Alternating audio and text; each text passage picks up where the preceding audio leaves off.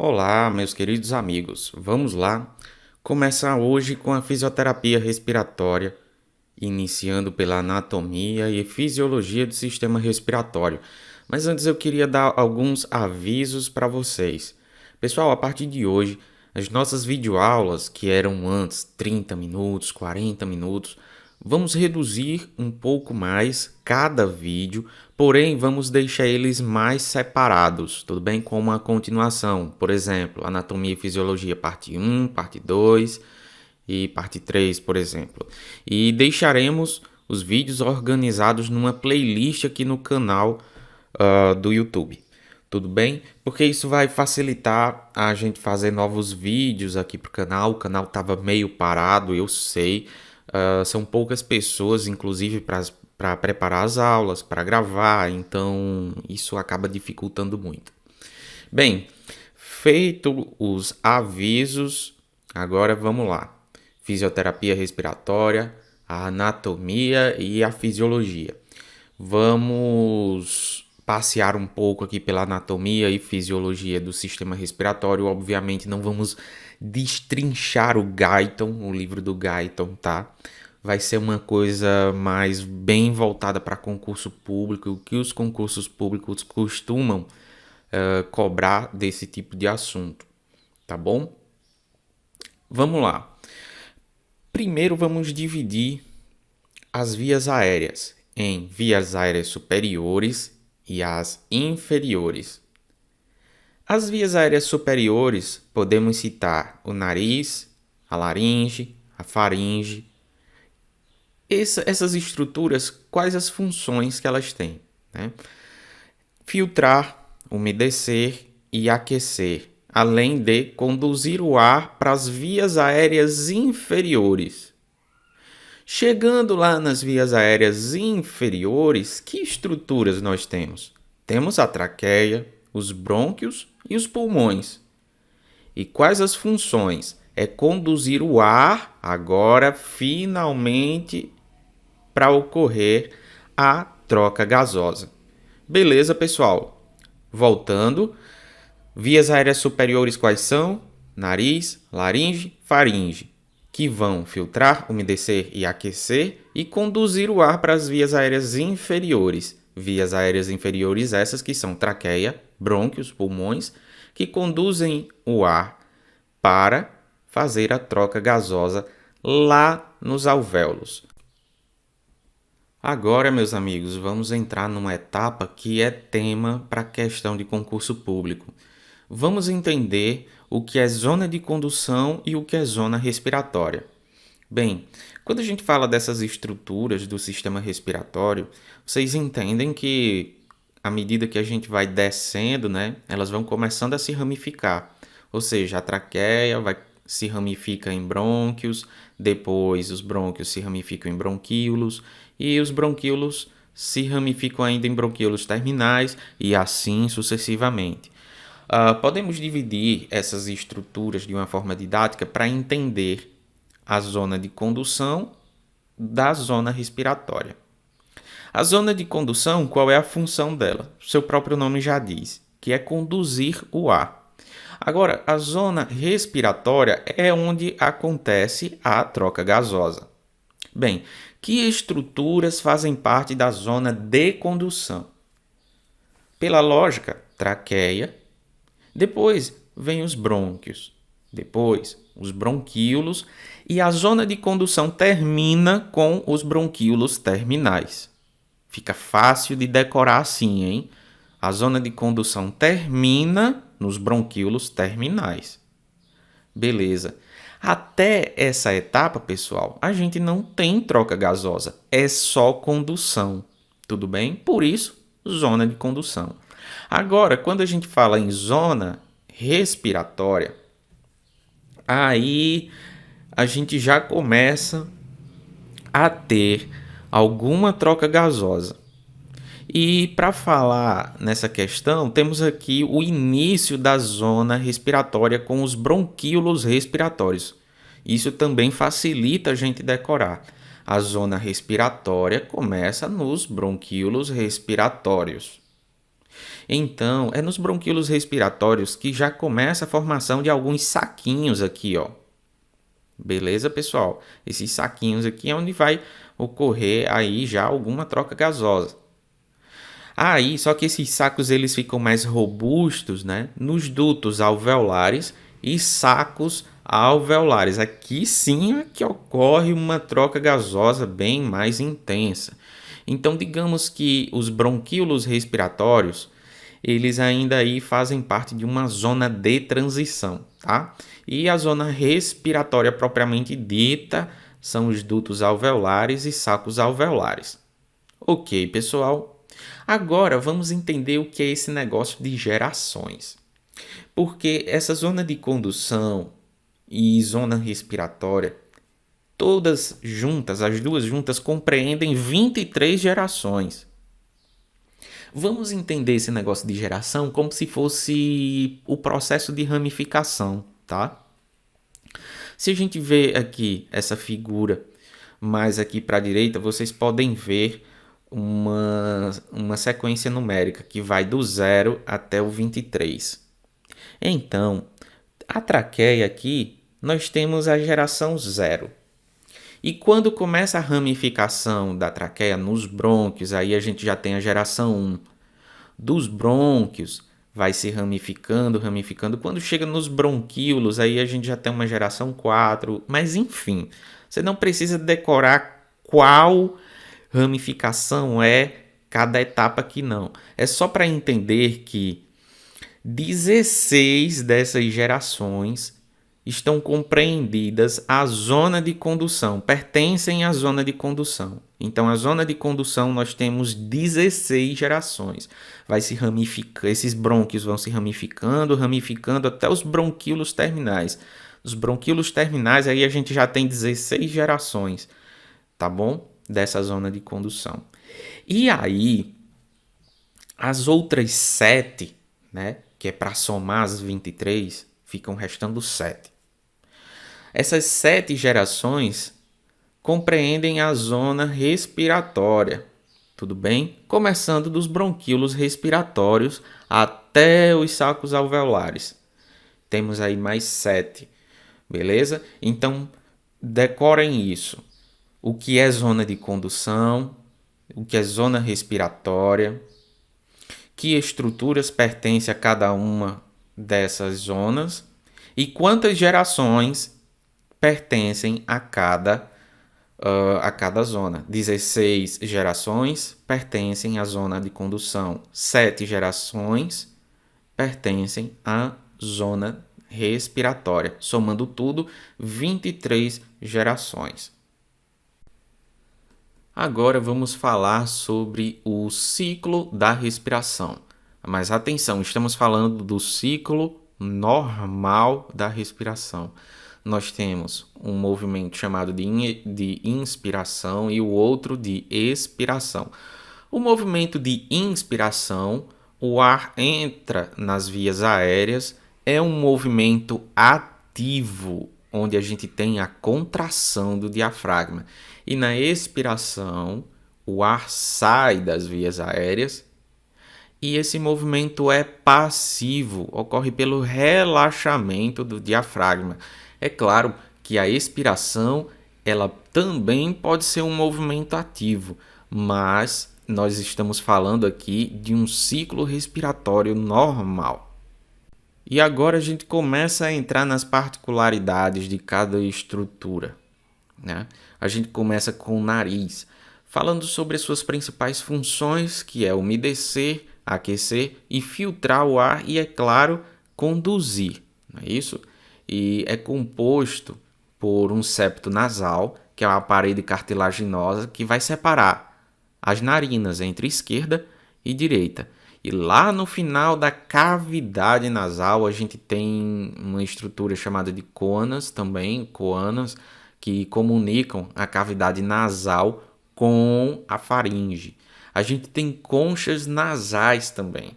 Essas conchas nasais, elas também podem ser nomeadas de um jeito diferente, chamados cornetos nasais. Lembrem-se, cornetos nasais são a mesma coisa de conchas nasais, que produzem o turbilhonamento do ar. Nessa figura vai ficar mais fácil entender. Vamos lá, nós temos aqui o nariz, tudo bem? Vamos falar primeiro da parte externa. Ali no topo, nós temos essa estrutura que é chamada de raiz do nariz.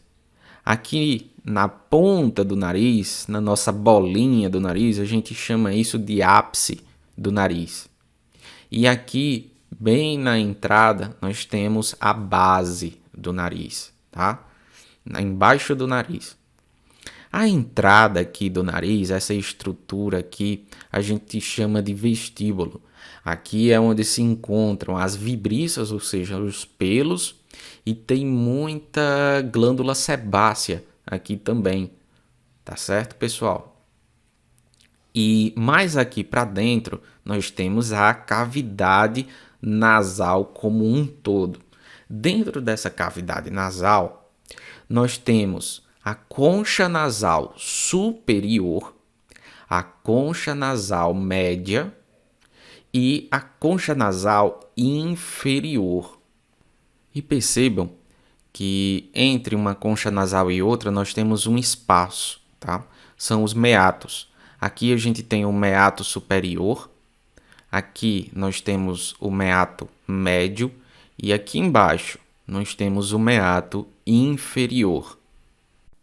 E, pessoal, esse não é o melhor corte anatômico, essa não é a melhor figura anatômica, mas é aqui, nessa localidade mais ou menos, que se localizam as coanas, tá? E é as coanas que fazem a separação entre a cavidade nasal e a faringe.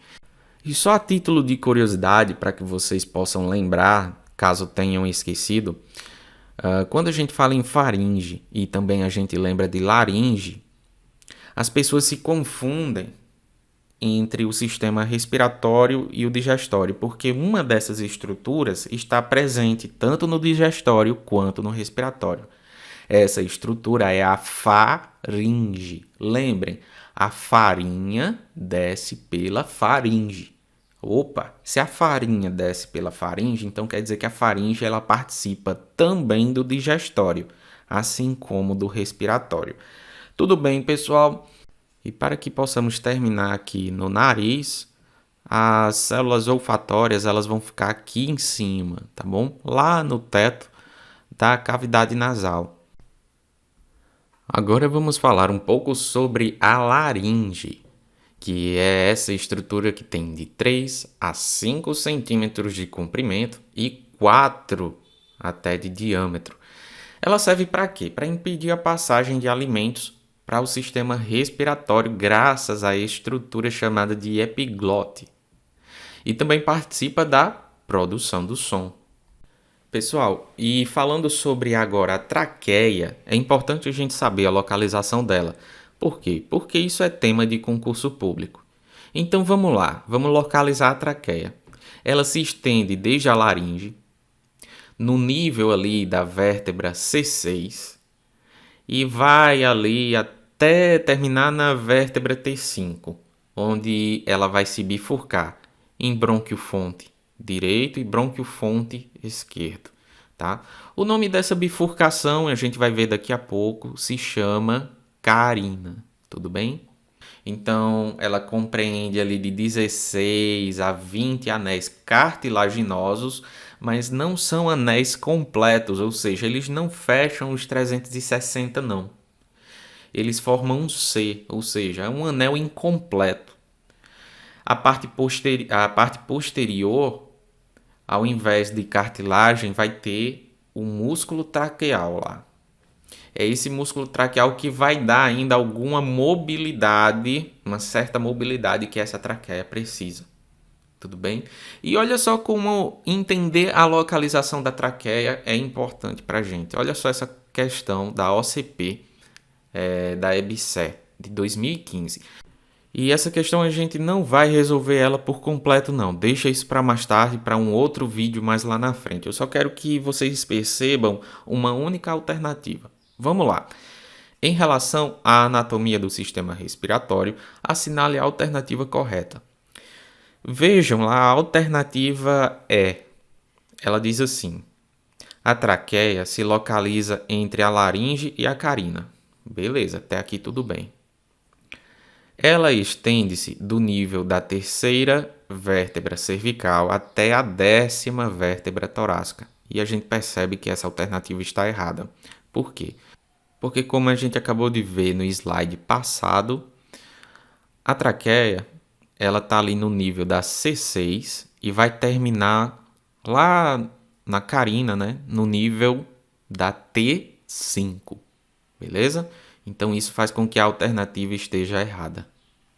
Então, meus amigos, vamos entender um pouco mais aqui da traqueia, olhando para essa figura aqui, em que na parte anterior, tá? Vejam aqui o tubo da traqueia. Na parte anterior nós temos aí as cartilagens, tá? Que formam os anéis traqueais. Esses anéis traqueais, eles são ligados uns aos outros através de ligamentos, chamados ligamentos anulares. E vejam a conformação, a formação desses anéis traqueais. Olha só, nós temos aqui esse formato de C, não é isso? E na parte posterior, vejam que essa cartilagem termina dando lugar ao músculo traqueal. E a carina traqueal é essa localização aqui, onde há a bifurcação. Ela fica localizada, como a gente já viu, na altura da vértebra T5, ok? E essa carina, essa bifurcação dá origem ao brônquio fonte esquerdo e ao brônquio fonte direito. E aqui vamos começar a falar dos brônquios, começando pelo brônquio fonte direito e o esquerdo, porque eles são diferentes, tá? Eles não são iguais. O direito, se vocês puderem perceber, ele é mais curto, ele é mais largo e ele é mais verticalizado. Enquanto o esquerdo, ele é mais longo, porém mais estreito e horizontalizado. E por que é importante a gente saber disso? Porque se a gente for pensar, por exemplo, numa broncoaspiração, tá? Quem vocês acham que tem uma probabilidade a sofrer mais com essa broncoaspiração? O pulmão direito ou o pulmão esquerdo? Pela lógica, pessoal, é o direito, né? Porque se há algo a ser broncoaspirado, veja que há uma maior facilidade desse material broncoaspirado chegar pelo brônquio fonte direito, já que ele é mais curto, ele é mais largo, ou seja, ele tem uma passagem maior e ele é mais verticalizado, favorecendo aí a gravidade, não é isso? Então ele abre mais passagem para esse material broncoaspirado afetar o pulmão direito. E quando a gente vai falar em bronquíolos, né, eles são as ramificações lá, né, fruto das inúmeras ramificações dos brônquios, né. Vamos lá, pegamos aqui um brônquio segmentar, que se ramifica em brônquio segmentar maior, depois no brônquio segmentar menor e finalmente chegamos aos bronquíolos, onde a gente não tem cartilagens, mas em compensação temos uma riqueza muito grande de musculatura lisa. Então vamos lá. Como eu já falei, os bronquíolos não possuem mais a cartilagem, mas são ricos em musculatura lisa. E isso a gente pode perceber quando a gente fala em asma, por exemplo. Quando a gente tem a expressão de, por exemplo, broncoespasmo, né? É quando nós temos uma musculatura lisa que se contrai, aumentando a resistência para a passagem do ar. É importante falar também que os bronquíolos têm menos de 1 milímetro de diâmetro de espessura, tá? E se a gente estiver falando em bronquíolos terminais, esse diâmetro cai ainda mais, tudo bem? E quando a gente fala em alvéolos, alvéolos são minúsculos saquinhos de ar presentes lá nos pulmões e são situados lá no final das ramificações dos brônquios, que eles podem ser encontrados ou um pouco mais isolados ou bem agrupados.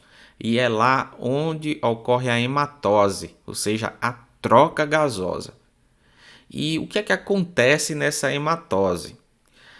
Acontece que o alvéolo fica cheio de oxigênio, esse oxigênio vai passar para a corrente sanguínea e a corrente sanguínea, que está cheio de gás carbônico, esse gás carbônico passa para os alvéolos e é expelido pela expiração. E continuando aqui nos alvéolos, vamos falar sobre algumas particularidades, né? Os alvéolos, né? Cada alvéolo é considerado como uma unidade funcional do pulmão. Contém pneumócitos do tipo 1 e do tipo 2. Daqui a pouco a gente vai falar um pouco mais sobre esses pneumócitos. E, é claro, lá é onde ocorre a troca gasosa por um processo chamado de difusão simples. Esse processo de difusão simples é somente o seguinte: o oxigênio que está chegando em excesso lá no alvéolo, ele vai passar para a corrente sanguínea que está pobre em oxigênio naquele momento. E o gás carbônico, que está sendo rico lá na corrente sanguínea, vai passar para o alvéolo, onde tem gás carbônico em pouca quantidade. E as principais células presentes nos alvéolos são os pneumócitos do tipo 1, do tipo 2 e os macrófagos. Os pneumócitos do tipo 1, elas são células mais estruturais, impedem a passagem do fluido extracelular para dentro do alvéolo, porém facilita a passividade do oxigênio. E o do tipo 2, os pneumócitos do tipo 2 são eles que produzem aquela substância, o surfactante, né? Que é aquele líquido que recobre a superfície dos alvéolos. Essa substância surfactante, ela diminui a tensão superficial e impede o colabamento dos alvéolos. E por fim, os macrófagos, né?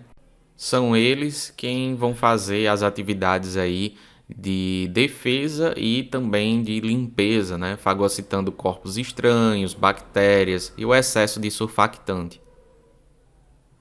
E aí, quando a gente fala de alvéolos e dutos alveolares, a gente tem que ficar bem ligado em 3 nomenclaturas aqui que vão aparecer: os poros de Kohn, os canais de Martin e os canais de Lambert. Vamos lá.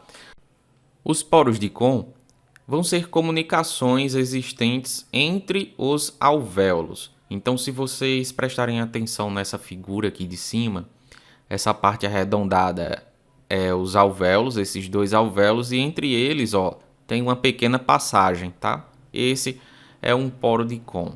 Agora vamos aos canais de Martin.